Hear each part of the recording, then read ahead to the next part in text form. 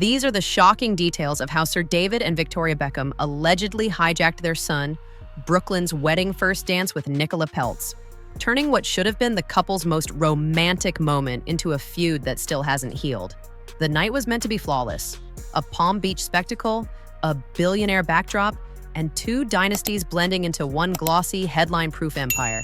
Instead, one moment on the dance floor became the story people can't stop replaying. Because it wasn't just awkward, it was symbolic. And according to multiple reports, it's the moment Nicola realized she wasn't marrying into the Beckham dynasty. She was marrying around it. April 9th, 2022. A lavish wedding at a sprawling oceanfront estate in Palm Beach, Florida, reported to be worth hundreds of millions. Around 500 guests. A-listers, billionaires, fashion heavyweights, and people whose phones were about to be taken away at the door. Nicola wore custom Valentino haute couture. Brooklyn wore classic Dior. Sir David Beckham and Victoria Beckham played proud parent royalty. Everything looked planned, polished, and perfectly controlled. But wedding control only works when the spotlight stays where it belongs. And on that night, the spotlight allegedly moved, fast, and landed on the one person it wasn't supposed to. The key moment allegedly happened during what was scheduled to be Brooklyn and Nicola's first dance as husband and wife. According to a guest account repeated in reporting, singer Marc Anthony, performing at the reception, called Brooklyn up toward the stage. The expectation: bring the couple together, cue the music, let them have their moment. But instead, the announcement reportedly went in a different direction. The guest claimed Marc Anthony said something like, "The most beautiful woman in the room tonight, come on up. Victoria Beckham?" And suddenly, the room's energy shifted. Not because Victoria was praised, but because of when it happened. Multiple reports described the reaction as immediate. One account said Nicola looked stunned, like she couldn't process what she was watching. Another described the room going quiet. An instant, uncomfortable pause where everyone realized the first dance wasn't going to be the first dance anymore. Then came the part that reportedly made it feel irreversible. Victoria and Brooklyn slow danced. Not as a quick, polite mother-son moment later in the night, but in the slot that was supposed to belong to the newlyweds. Celebrity wedding planner Preston Bailey later disputed parts of this timeline, but the core damage was done. If that's truly how it played out, it's easy to understand why it didn't feel like a misunderstanding. It felt like a message. The most controversial detail came from reporting that quoted a source describing Victoria's behavior as inappropriate, including a claim that she hugged Brooklyn closely and nuzzled into his neck. The source's wording, repeated in coverage, painted it as an intimate, possessive moment, not a casual dance. And that's where the incident crossed from awkward family optics into public humiliation. Another account claimed Nicola ran out crying, with the room split. Beckham dynasty guests allegedly cheering, while Peltz family guests, including billionaire activist investor Nelson Peltz and his wife Claudia Hefner Peltz, were quiet. Those details are still secondhand. Reported accounts, not verified video, but the consistency of the story is what kept it alive. Nearly 4 years later, the story exploded again because Brooklyn allegedly addressed the wedding dance directly in a long Instagram statement in January 2026. In that statement, he described being called to the stage during the scheduled romantic dance with his wife and claimed his mother was waiting to dance with him instead. He described feeling uncomfortable and humiliated, and he framed the incident as part of a bigger pattern, one where the Beckham empire comes before personal boundaries. If that statement is accurately reported, it wasn't just a son venting. It was a son accusing his family's public image machine of swallowing his private life whole. The plot thickened when a wedding-connected witness moment entered the story. Stavros Agapiou, partner of DJ Fat Tony, who worked the wedding, was reported to have commented something like, "I was there, he's telling the truth," before the comment was deleted. Deletions always add fuel because people assume they mean pressure. But even with that, it's still a reported social media level confirmation, not courtroom evidence. What it did do, though, was give Brooklyn's supporters a new talking point. This wasn't only family members taking sides. This was someone adjacent to the event saying the vibe matched the story. The tension between Victoria and Nicola didn't start with the dance, at least according to reporting. The wedding dress drama became an early fracture point. Nicola publicly said Victoria originally planned to design her wedding dress, but later it couldn't happen because the atelier couldn't accommodate it, so Nicola chose Valentino instead. On paper, that sounds practical. In celebrity world symbolism, it's loaded. A mother-in-law designing the dress can read like acceptance, unity, and blessing. A last-minute pivot, whatever the reason, can read like distance. By the time the wedding arrived, the relationship reportedly already had pressure in it. The dance drama didn't create the tension, it allegedly revealed it. Then there's the money and status layer, because this is not a normal family argument where everyone can quietly go home. Nicola is the daughter of billionaire investor Nicola Peltz, founder of Tryon Partners, the activist investment firm managing over $6 billion in assets with stakes in Disney, Unilever, and Procter & Gamble. The Beckhams are enormously wealthy and globally famous, but reports often frame the Peltz family as operating in a different financial orbit entirely. That difference matters in a feud because money changes who has leverage, who can control narratives, who can fund PR, and who can create new safe social circles. Some commentary even suggested snobbery on both sides, old money versus brand empire vibes.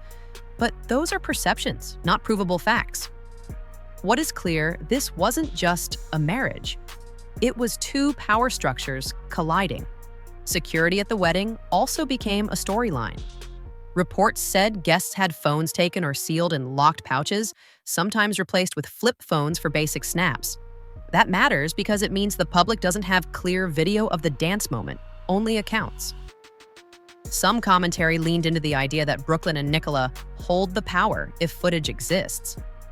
Others pushed the opposite. If it was truly as scandalous as described, why not release proof? That argument cuts both ways. Releasing video could validate one side, but it could also permanently destroy any path back to peace. Sometimes people don't release receipts because they want to win without burning the entire house down. After the wedding, the signs people fixated on were symbolic.